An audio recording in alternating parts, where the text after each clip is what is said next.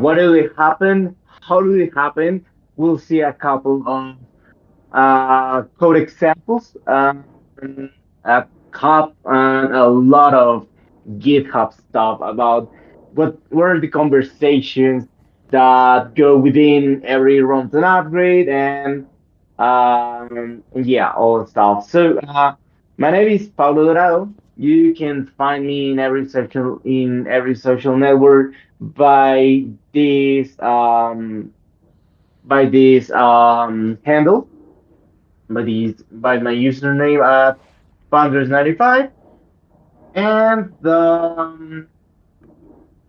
let's start by questioning ourselves why upgrading runtime. So essentially, what is a runtime upgrade before? Runtime upgrade is a change in the code base of the runtime that of a blockchain. So, in the context of substrate, blockchain, the runtime of the blockchain is basically the logic that lets the blockchain working. So in a blockchain, you essentially produce blocks, and each block is a confirmation of the change of the state of the database of the blockchain. So blockchains are virtually huge databases, decentralized databases, and everything that is inside the database, the actual data, is what we know as a blockchain. So to make these changes, these transitions in the state of the blockchains, we need to write some logic, and this logic is contained within the runtimes. The runtimes are essentially basically these programs, this logic that lets the blockchain work.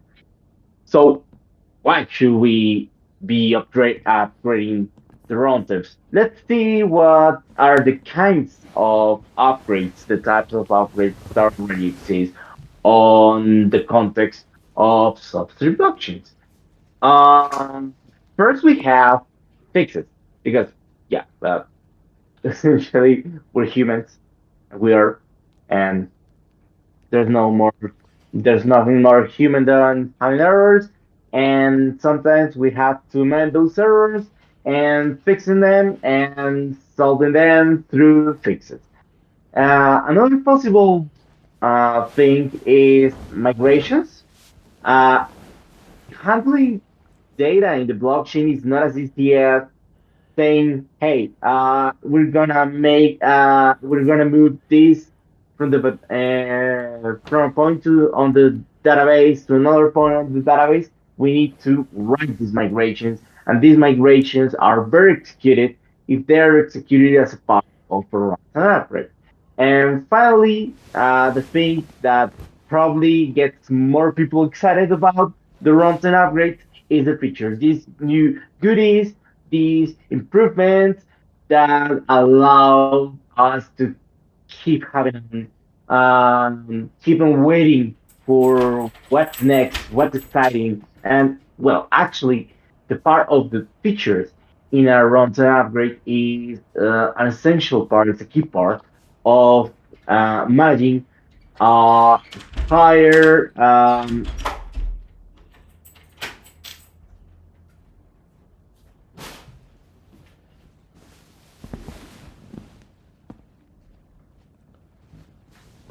are an essential part of allowing us to have this roadmap possible. And this is only possible because runtime upgrades are um, because the substrate-based blockchains are mutable, and in the runtime part, there are blockchains that are not possible to be upgraded, like for example, or well, not upgraded with a huge and irreversible process like, for example, a fork, like Bitcoin, for example. But in our case, we have forkless um, upgrades, which means the base process of determining where this block is valid, and the block before that was valid, and the block before that, and block before, and so on, are valid, uh, doesn't change between these runtime upgrades. What changes is the actual logic of what allows transitioning and state of the database. So that's why it is possible. So we can change one component of the database that is the actual code of the runtime. So it's possible for us to make these runtime upgrades without having forks. That's what we call forkless upgrades, and that is the most flexible tool we have so far when building blockchains on the Polkadot SDK. Okay, now it's all the question of why upgrading a runtime. But now a next question arises, and is when to upgrade a runtime. And three main reasons come to the top of my head. Uh, First of all, on Polkadot SDK releases, because Polkadot SDK is a central repository that includes most of the code that makes Polkadot work. It includes the substrate, which is the substrate code base, which is basically the set of libraries that allows these flexible and super um, personal, personalizable blockchains to exist. It includes the code of Frame, which is the actual support for creating logic on the runtimes itself, and well, includes also the code for Cumulus, which allows parachains to exist. Polkadot, and Polkadot includes the managing of parachains itself. It includes XCM. It also includes code for the bridges. It includes code for everything. So when the Polkadot SDK releases a new version, well, that will for sure include uh, fixes to issues, security fixes, and definitely it might include new new features or improvements of the already existing features. And so the first reason to upgrade a runtime is because there are upgrades and improvements on the newest release of the Polkadot SDK. The second reason is for a critical fix. So something suddenly came wrong, and a critical or a critical subcritical part of the protocol uh, started failing. So we must issue a fix right. And the other reason, in part with the fixes, is because there are improvements that are needed. For example, we we got a request for improving the velocity of the production of the blocks. So, and we have a way to do this without compromising that we have to wait for a new release of the SDK. We might do it. And finally, when changes or adjustments are requested by the community. In this case, for example, a wish for change is a standalone instrument for the community to tell the Polkadot Fellowship, hey, we want to have this change in the runtimes. Oh, wait. All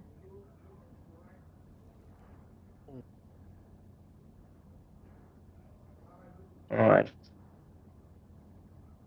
Is there a question there? Because I'm I'm curious on one.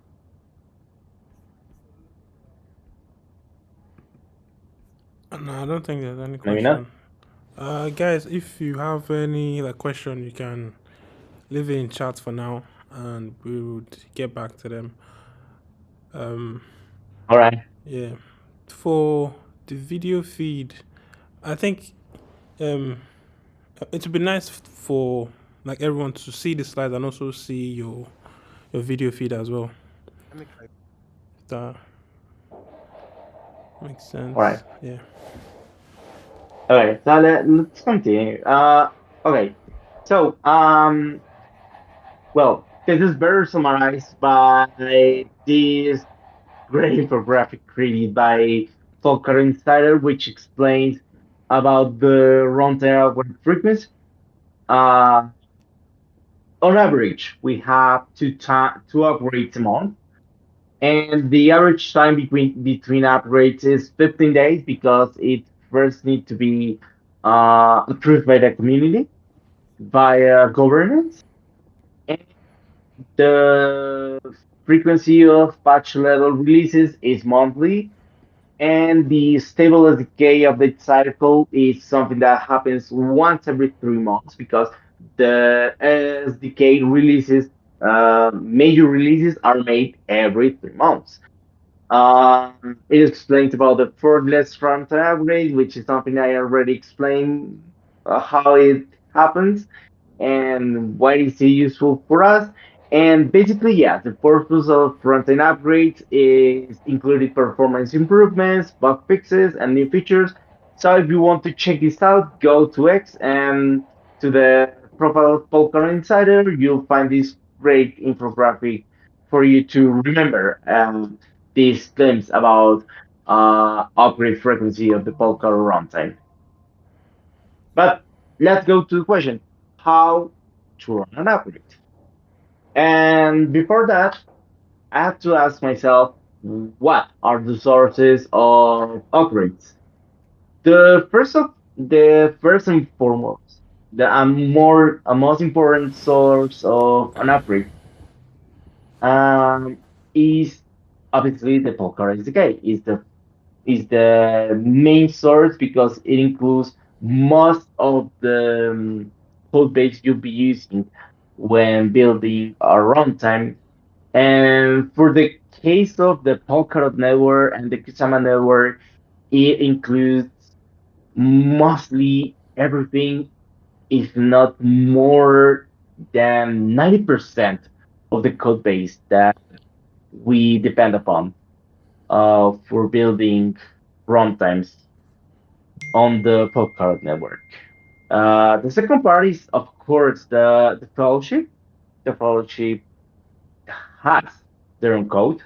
For example, you come here with GitHub for how Polkadot runtimes, you'll see how there are palettes, like the remote proxy palette, which is being included Zunish.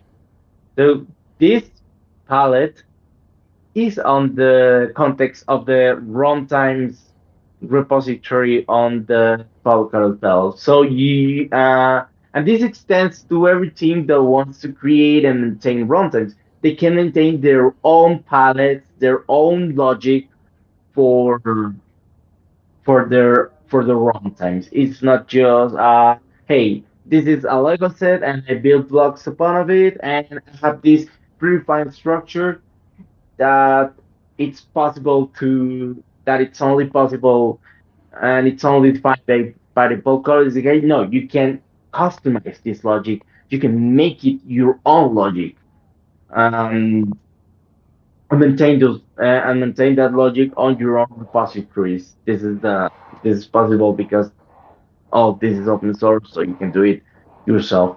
And finally, there are external libraries that also include code that that is relevant for the for frame and for the frameworks that allow custom runtime logic exist. For example, there's the Spring Country that includes several palettes, and there's of course the Open Runtime model library, which includes several not all frame compatible, but mostly frame adaptable run libraries that help you. building runtimes for Polkadot. And finally, the process. And that is a difficult question because it depends. It mostly depends on what you want to do. Um, we have already mentioned some key scenarios where we want to make a runtime upgrade. And for example, we have the fixes. And for the fixes, it's just first identifying the issue, proposing a solution, and implementing that solution. Then we want to test the solution. We can use chopsticks, we can use a testnet, we can use any tool we have available for testing the solution and making sure it works. And after that, we're gonna create a pull request. We're going to make sure that that everyone, for example, in the context of Polka, we want to make sure that everyone in the fellowship, or at least the people involved in maintaining uh, some aware and know and give you feedback about the fix you're proposing. So this comes in a process of, hey, let's evaluate this, let's see if this works, let's review the code, and yeah, and there's that. And finally, the release.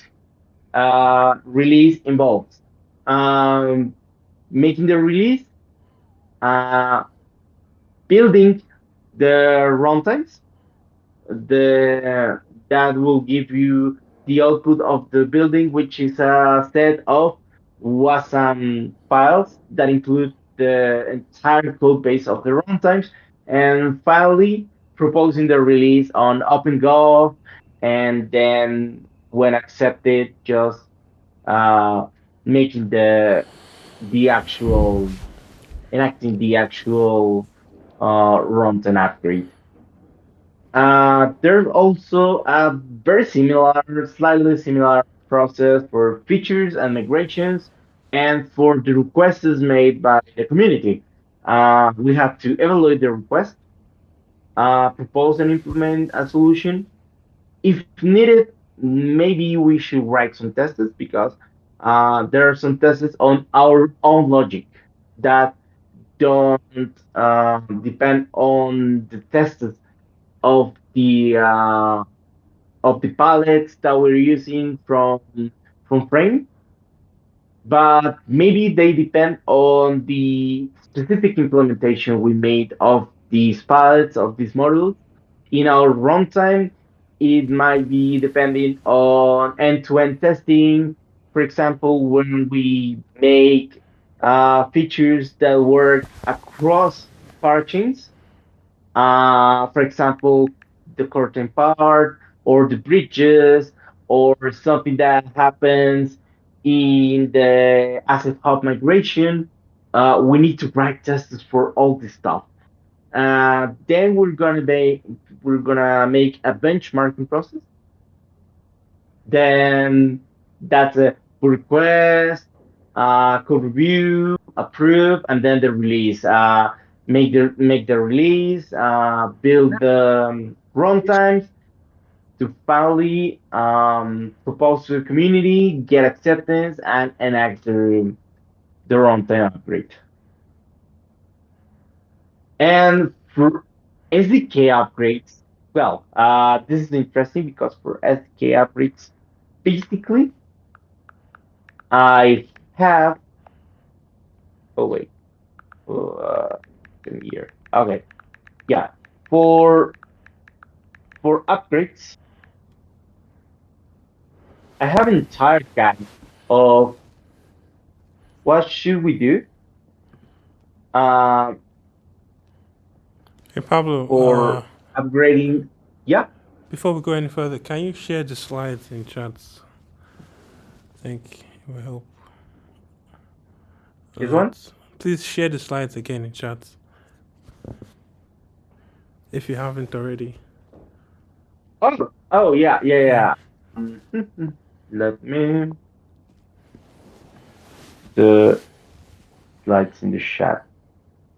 Where is the chat? Here it is.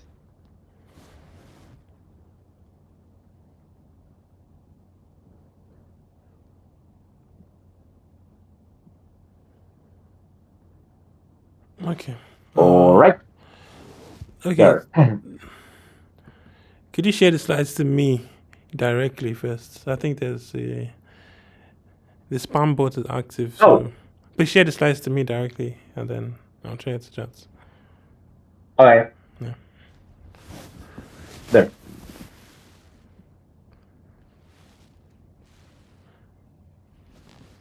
Yeah, I just share them to you.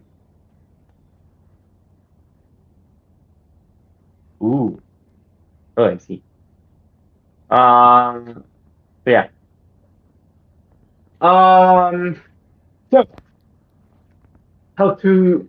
I created a guide of how to upgrade your runtime to the latest version of Polkadot SDK and all that trying.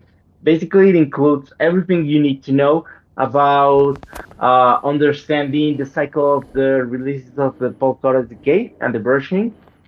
It lets you understand how to determine the Polkadot SDK version that you are planning to upgrade, when you're upgrading to a latest patch, when you're upgrading to a next stable, and when you're upgrading to the latest stable in case your runtime is way behind to the latest stable.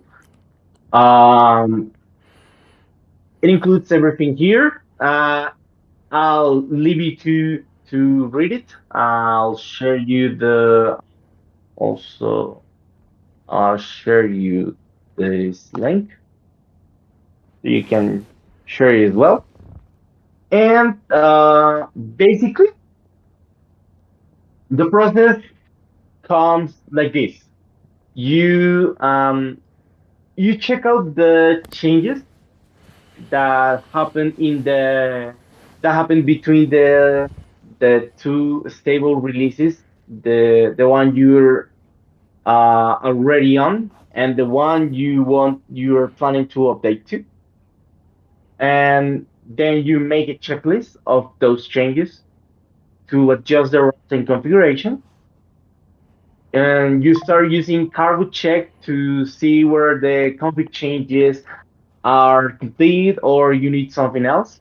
Cargo check is a really useful tool in this case because in the context of huge runtime upgrades or runtime upgrades that involve many runtimes, like it's the case for the Polkadot runtimes, means there are many things that might be left out, and it's the and it's a case usually. So current check is a really useful tool to go runtime by runtime.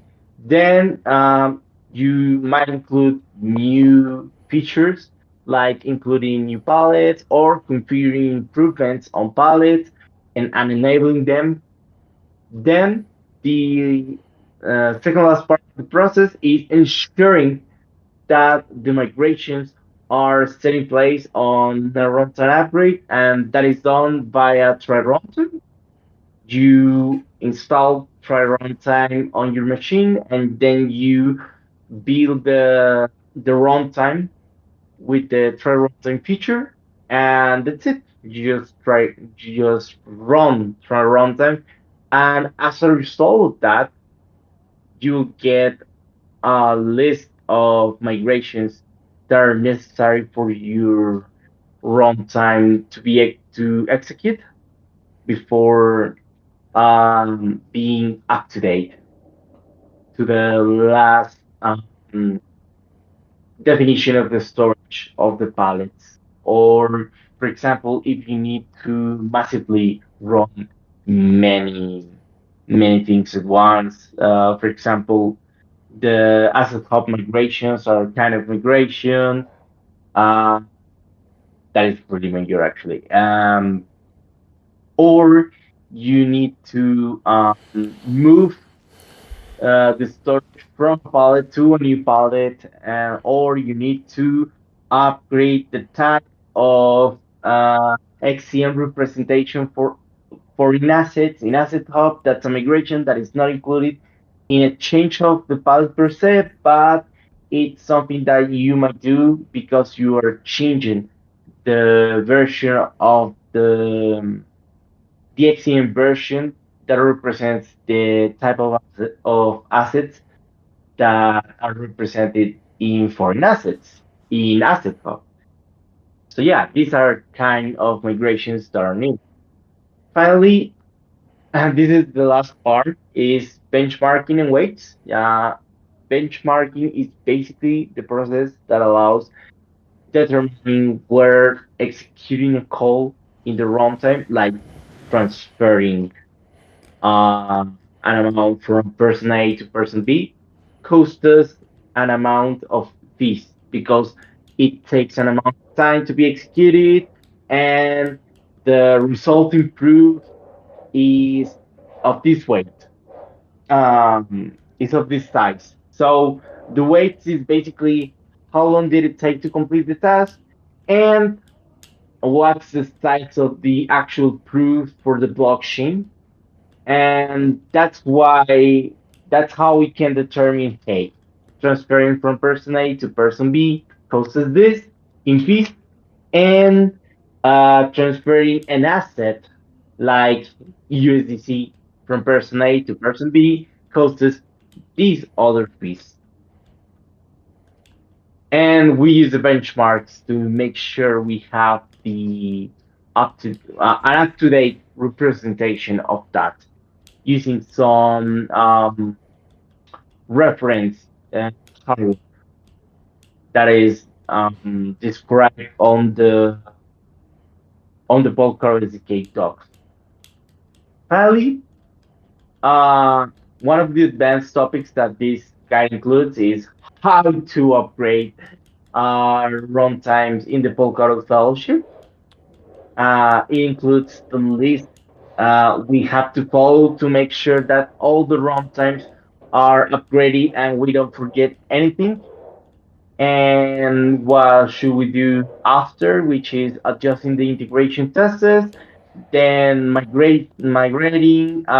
It shows the bench bot, which is basically a bot that automates the process of making the benchmarking. And basically, that's how you runtime your upgrade your runtime to the latest version of the Polkadot SDK, and not by trying.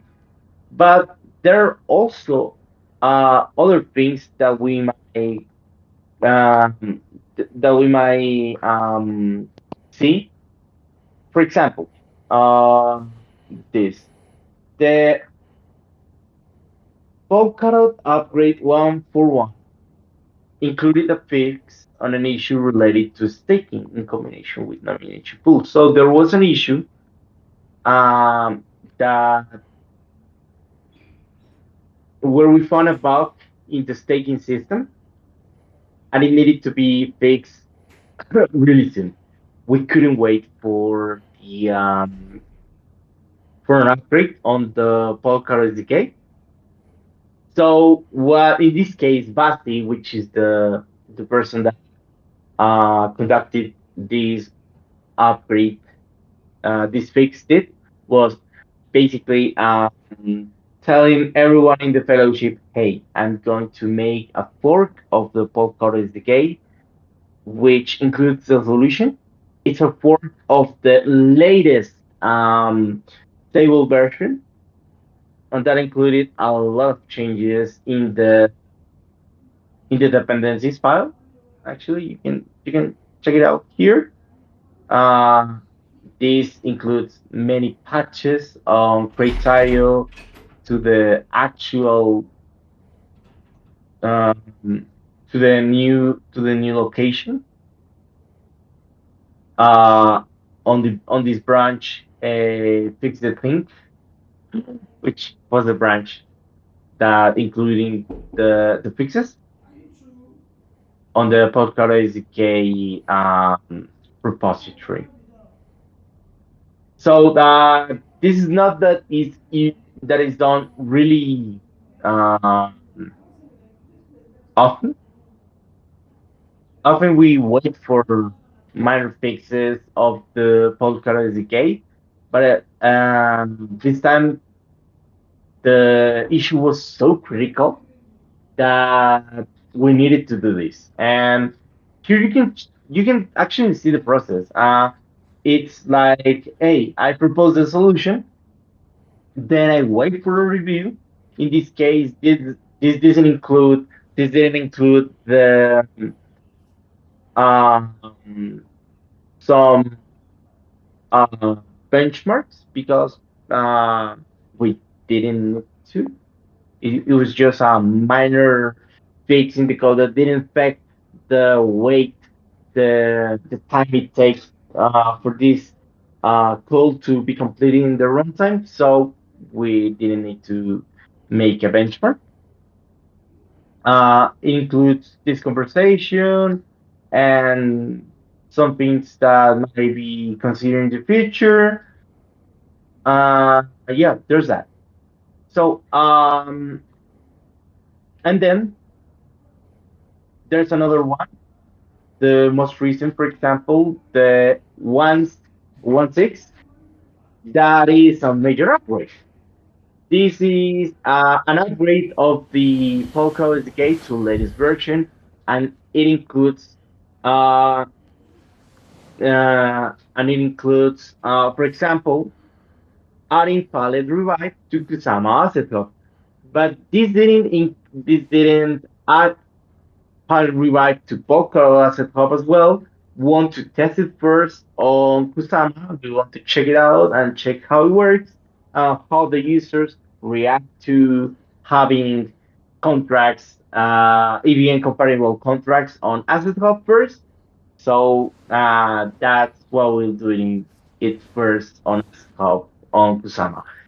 And this is added, then this is what changes from the last version of the SDK to the current version of the SDK. You can see here the changes.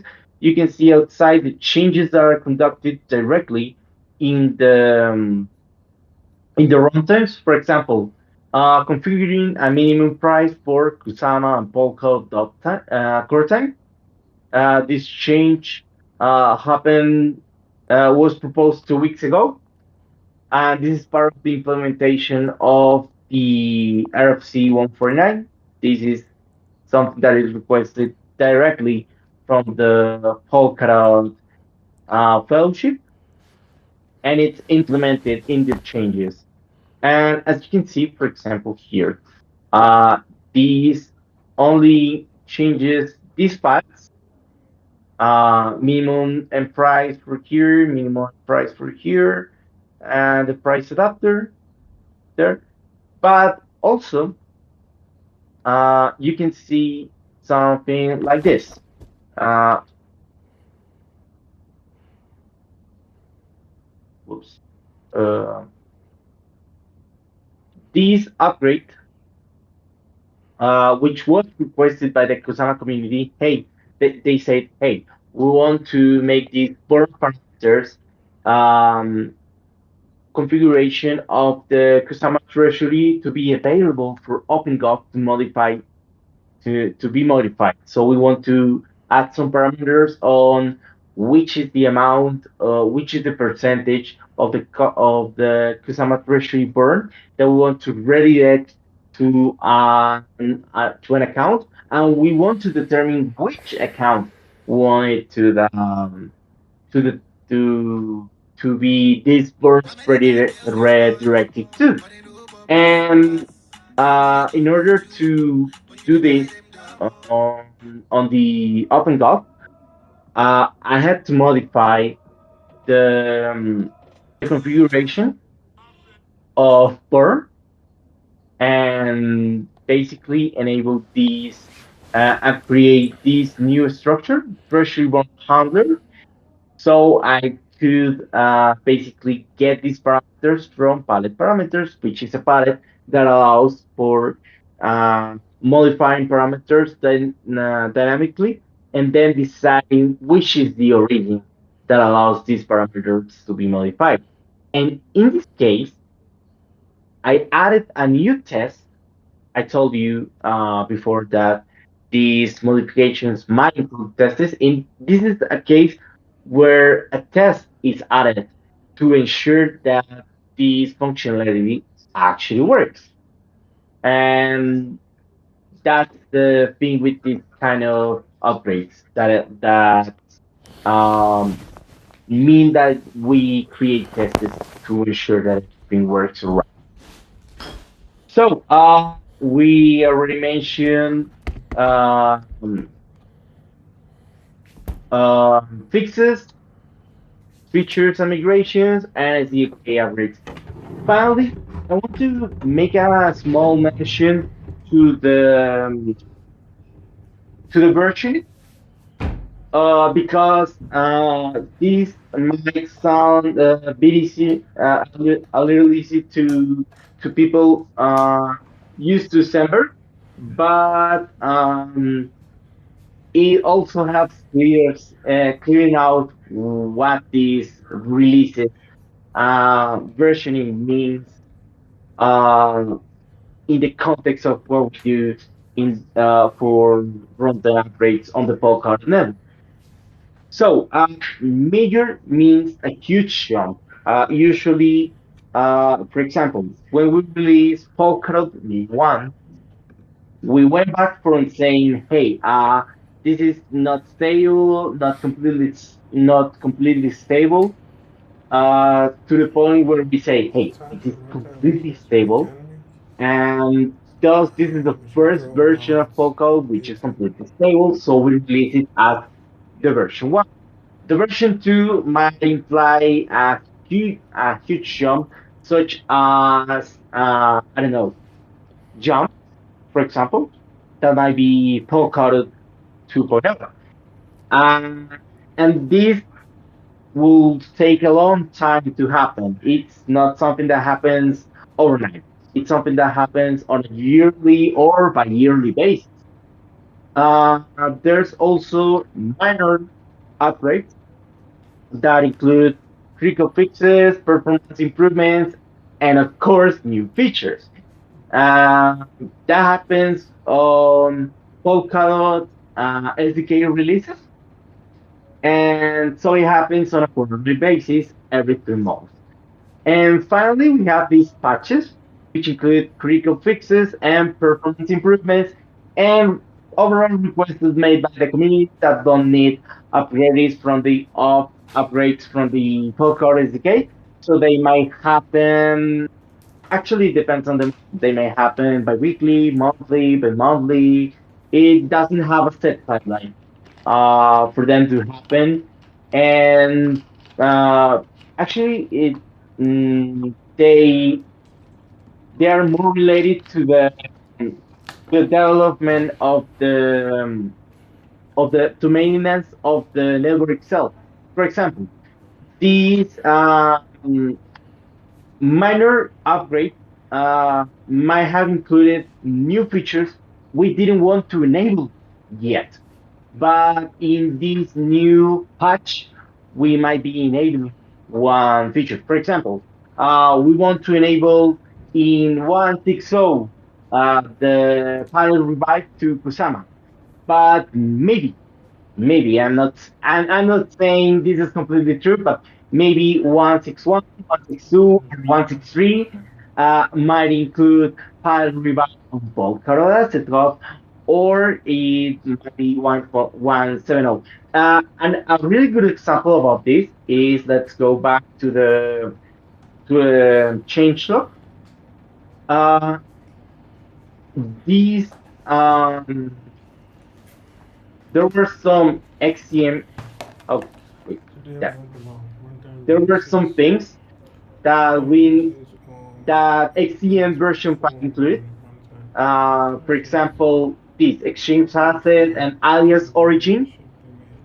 There are new commands that allow making Once that um, fix, it's already updated. transaction jump And now updates and over features. multiple parchings and even on the ridges. and exchange asset allows for exchanging assets using XCM. But these instructions weren't enabled in the runtime configuration for the parachains. So this runtime 151 included that enabled those instructions to be actually used by the people. They were there uh, to be usable by the code, but we enabled them in the 151. So it depends on the month. It might be bi-weekly, monthly, bi-monthly, but not less than bi-weekly because that is basically the So least amount of earlier we time that a talked about runtime upgrade runtime might upgrades and be migrations.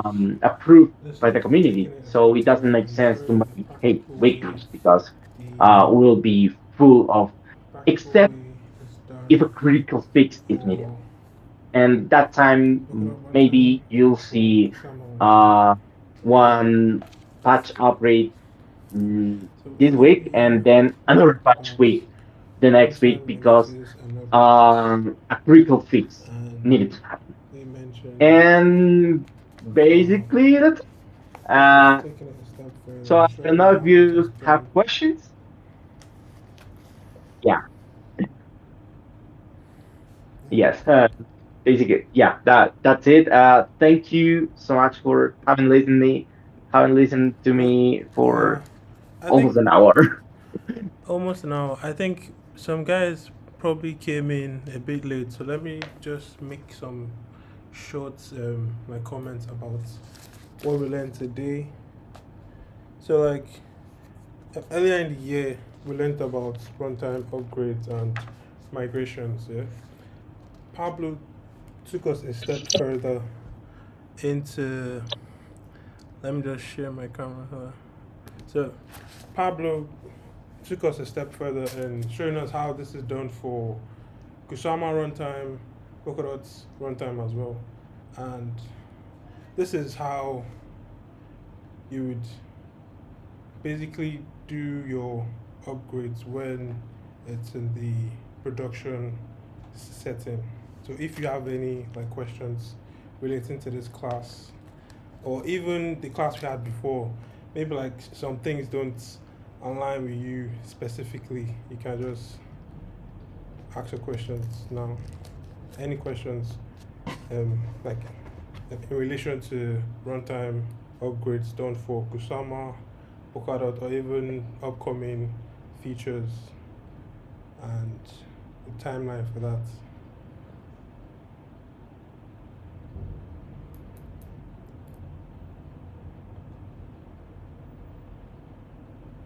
Let me check chats.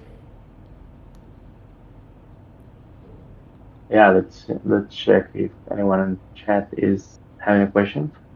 Yeah, I think we have any questions. So for me, I have one question.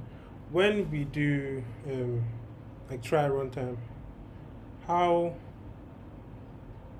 how would that work? I know that like try runtime is for testing before like production. Could you maybe show us a short demo of like how to do it, how to like test the runtime with the try runtime feature flag? Is that like possible? I think we have like 10 minutes to maybe give people like a clear like picture of how that works. All Exactly. right. So uh, basically, it's something like I described it already. When you want to make an upgrade, for example, a new feature, you start by checking out what's already out there in the Polkadot gate. So in the Polkadot gate, there's a lot of um, features and modules that enable for lots of stuff of logic in the blockchain. So you start by saying, "Hey, I want to, I don't know, enabling uh, asset conversion." This is something uh, we've been having for almost a year. well, more than 6 months, almost a year. Initially, someone proposed enabling um, creating a palette, a model that includes asset conversions, which is basically I create an asset pool and I fill this asset pool, and then everyone can take an asset A and get an asset B, or take an asset B and get an asset A um, in in response. So there's a palette, and I want to use it, and I want to use it, and in order to do that, I start by creating a new branch, and then this new branch will include this new palette. I configure it on the runtime, for example, Kusama Asset Hub, and after that, I'm going to write a bunch of tests of it to make sure that this works.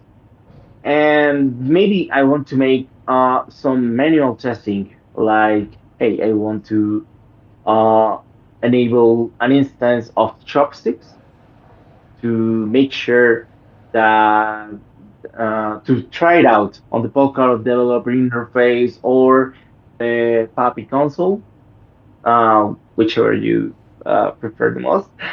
And once I do that, I'm confident to say, hey, this works, this is tested, and I actually use it here. Uh, but in the context, that's more when you are introducing new features, and when you introduce new features, you mm, basically introduce to them in the testnet first, and when you have introduced them in the testnet, you take them to the mainnet, to Polkadot, to Kusama. And what we do when we are introducing these new features to the fellowship runtimes that have the logic for Polkadot network, what we do is take the testnet as a base to to configure the palettes in the runtimes. For example, going back to the asset conversion, in the testnet, there's a configuration that works for the testnet. So I have to adapt it to make it work on Kusama Asset Hub or Polkadot Asset. And that's essentially how we do it. That's essentially how then that's the process of adding benchmarks, because this is a new palette and we have to benchmark for the weights of the calls of that palette, and finally open a new pull request, get a feedback from our fellow members of the fellowship, and finally uh, get it in line for a release. Yeah. Thank you. Sounds good. Uh, does anyone else have any questions? I think we can call it. Thank you, Pablo, for coming on stream. Uh, the recording will be out in a week, Pleasure. and you know we share it with the public and we share it with you as well. And anyone that wants to recap on the session can watch it. Thank you again. Okay. Have a good weekend. Have a good weekend, guys. Thank you. Have a great weekend.